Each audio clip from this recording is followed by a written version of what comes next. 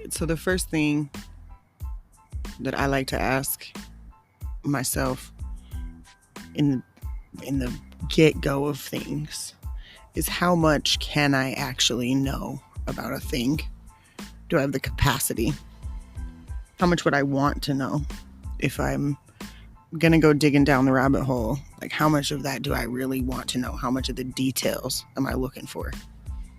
And then I also like to kind of ponder if it's something I've actually wondered about long term. So as all this pertains to life and what is the matrix, what is understanding the systems that have been set up around us to a larger capacity, those are the things you have to ask yourself. How much can you know? Because at some point, certain things I'm going to say are going to send your brain down a rabbit hole, and you won't be able to keep listening to me. You'll have to pause and come back, or you'll keep trying to listen to me, but your brain will still start thinking about other things. Because how much capacity do you have to process things in a whole format, to digest a whole picture? So much of the information that I'm going to put forth from different places I've found and different people who have put together really good bodies of work, I'm going to share, and I'm going to share them with the intent of first saying, think clearly before you sit down and start trying to chop up all the information, because some of it might be pretty mind-bending to what you understand about the current systems. And if you are not ready to take responsibility for the things that you know, some of these bodies of work are not going to be fun or pleasant. And so you should take caution as to whether or not this is just entertainment for you, or if this is something you're really actually hearing from a deep part of yourself from within that has been there for a long time, and you've been called to really start questioning these things. Maybe it doesn't even have to be, this is part of your history and you've always been like this. It could very well just be that something within you is saying, look, think more. And you need to follow that. You need to hear that. So I'm going to put forth a sequence of different bodies of work, different films, different information that I find to be extremely valuable to putting together the big picture. So hopefully what we're going to do by the end of this series is try to connect some dots for you. So thank you for being here. Stick with it. Let's get into it.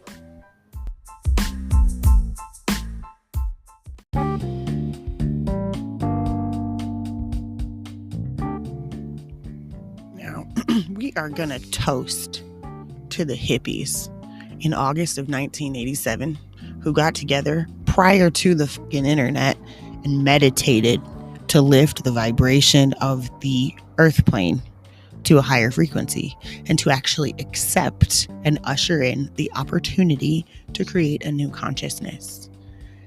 That's actually what we're doing as a collective right now, because these people, these fine hippies, came together and decided they were just going to breathe together and accept the calling of the ability to create a new consciousness.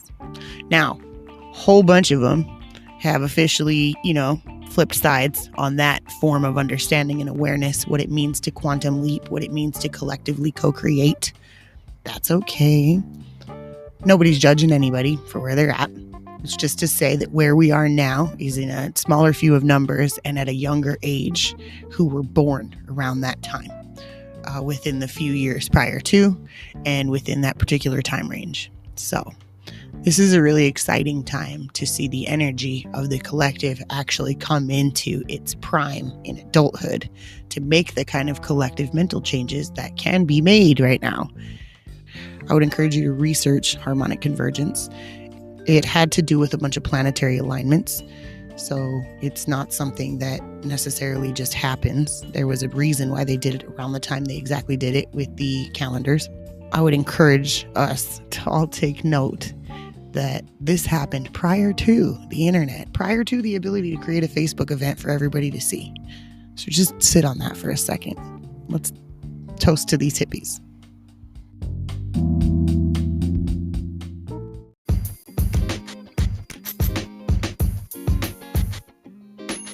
Next, we need to discuss the sciences. Why cosmology has been separated and categorized into what would be considered modern day astronomy, study of the stars, and philosophy. So the experience and understanding of life. And how those two were at one point correlated together, which was study of astrology and numerology, like bringing all those things together, unifying them. There was a period of time where a certain type of thinking pattern felt it necessary to separate those ideas from being part of the same whole. And we see that a lot in science, like tons and tons of compartmentalization. I've discussed this at length in another podcast, but we see how compartmentalization has allowed us to separate all these sciences that actually are really studying at the core of it the same thing, just coming at it from different angles and from different specialties, if you will. So it's important to pay attention to how tarot, divination, astrology, numerology, horoscopes, where the planets are, where the moon is in its cycle, all of those things play a role in the overall understanding of the systems. And I realize that it's going to be counterintuitive or counterproductive for lots of people to consider those as anything other than some sort of chalked up system that has to do with, giving inanimate objects some sort of human form and function. But it's so much deeper at the core of creation and at the core of understanding the fundamentals of reality. And it's chalked up to be goofy frou-frou magic so that you won't dig deeper about the nature of your own existence, the nature of your own birth into the universe as a collective that just exploded into manifestation when two things collided, which was sperm and ovum. I mean, let's be quite frank here, right? Because we're trying to exit the matrix. So you're going to have the capacity to understand how these systems are all part of systems that help you discover and break down and get into what is your intuition. Some of the collectives, the bodies of work that I'm going to share along the course of this series are going to discuss this at a lot more in-depth length. But I want to preface with how you're going to need to wrap your mind around how there's levels and layers to how everything is a representation of one thing. We'll leave that there for now and keep going.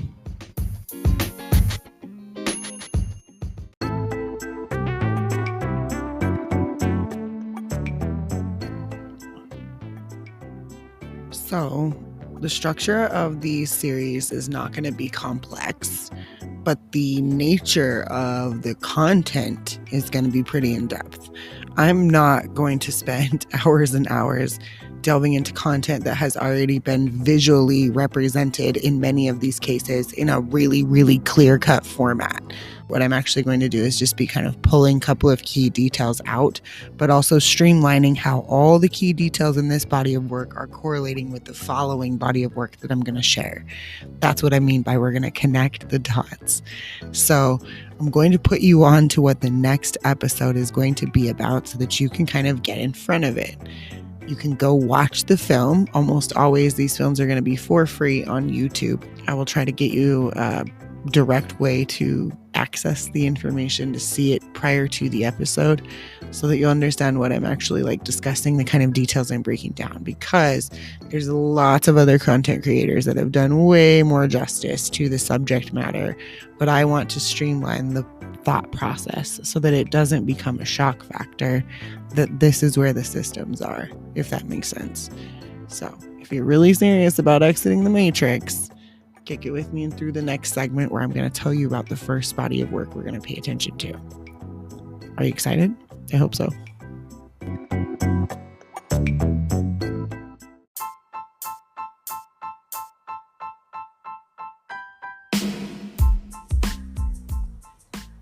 Now, the first documentary we are going to discuss can be found on YouTube. Super simple, 100% free, doesn't cost you anything. Literally, you can search it on your phone. I posted it on my Facebook fan page for Drea Yaya, but you can search it on YouTube under The Corporation Documentary. So literally, The Corporation Documentary. This is going to give you an outline of what it's like when you compare a corporation to a person on a psychoanalysis, and it is fascinating.